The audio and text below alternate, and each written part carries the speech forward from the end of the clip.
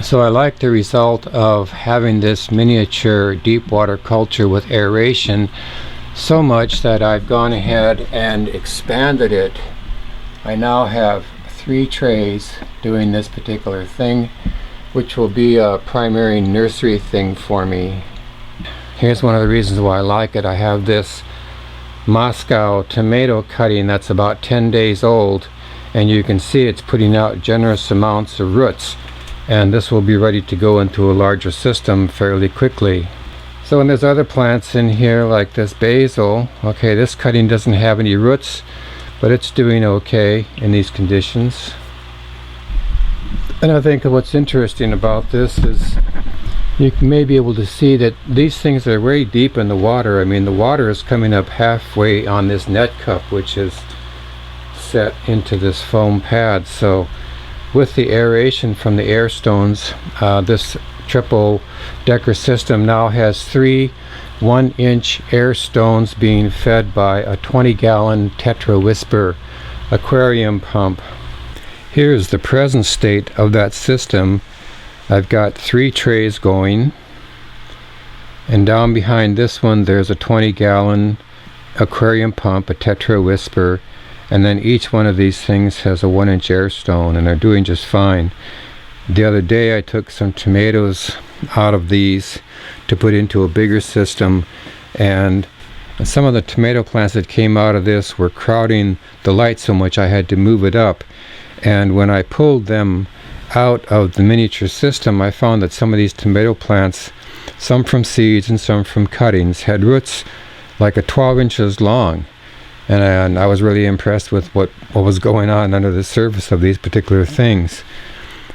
The other thing I really like about the deep culture system is the low maintenance.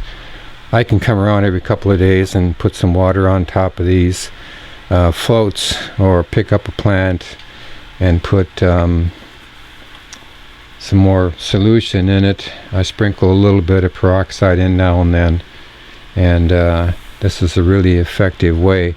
I actually have a recirculating system that you have seen in previous videos, which I'm actually going to take apart, I think, and replace with some deep water type trays, and I'll be having a video about that. They're not trays, they're like 27-gallon totes, which are actually over here waiting to be put to use. And along with those things, I've made these rafts out of 1-inch insulation. There's a dozen holes in a float that is 16 inches by 24 inches, and I think that's a reasonable size. So, I mean, these floats material cost is about $1, and totes themselves are actually pretty cheap. You can buy a 27-gallon tote for about $12, so this is a really good way to go, and you add another 15 or 20 bucks for a Tetra Whisper air pump, and you've got yourself a really productive system. Originally, when I laid these floats out, I thought I would put holes in between these, but I decided, based on my other systems, decided that 6 inches or so apart would be plenty. The plants get really productive after a while. So I've been using Oasis cubes for a while to start plants, and I'm getting somewhat disappointed with them, at least for what I'm doing. This beet top is an example of a problem I'm seeing, which is that the roots have a hard time penetrating the Oasis cube, and you get these plants that are just kind of leaning out of the cube and just spindly and stuff.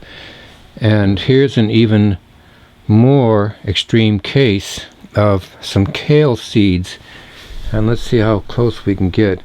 But here, the seeds themselves have almost been ejected from the cube, and the roots are just kind of down there. Now, some time ago, as an experiment, I just tried putting some seeds into a piece of plastic foam, like foam you get at the fabric store or something like this, to foam padding.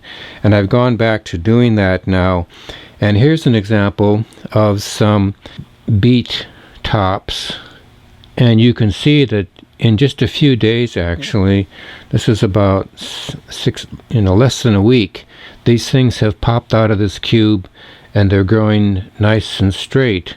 Whereas this particular plant, this was actually started almost 4 weeks ago on the 2nd of September, and it's just struggling to get someplace.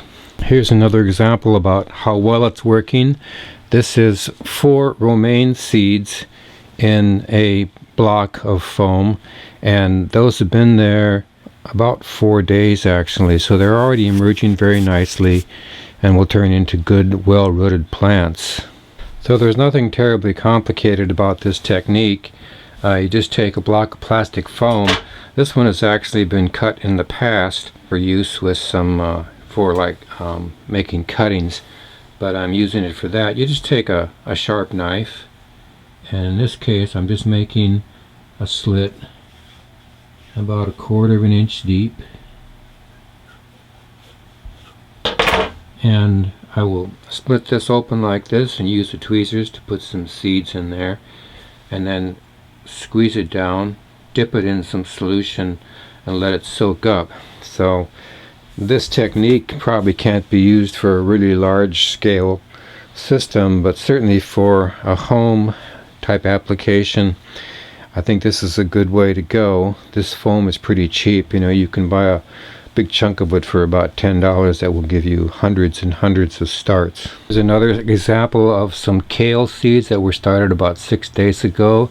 Have a nice young plant here, and what you can see is what I'm doing in terms of hydroponics, that I will just stuff this block of foam down into a 2-inch net cup, not all the way, and the reason being that will be putting this into my miniature deep water culture system. Don't want to drown the plant. This might even be too deep for it, but so the roots will be in the water down here, and the plant will grow up nicely until I'm ready to put it outside. And here we have another experiment which has to do with just laying some basil seeds on the surface of this to see what happens. I did have a experiment I ran a little bit ago where because of what I was seeing with my microgreens sprouting on soaked burlap, I just put some basil seeds directly on the burlap and waited to see what happened. They're doing quite well. I'll show you those in a second. So this is a possibility for larger scale use where you're using some kind of vacuum seeder.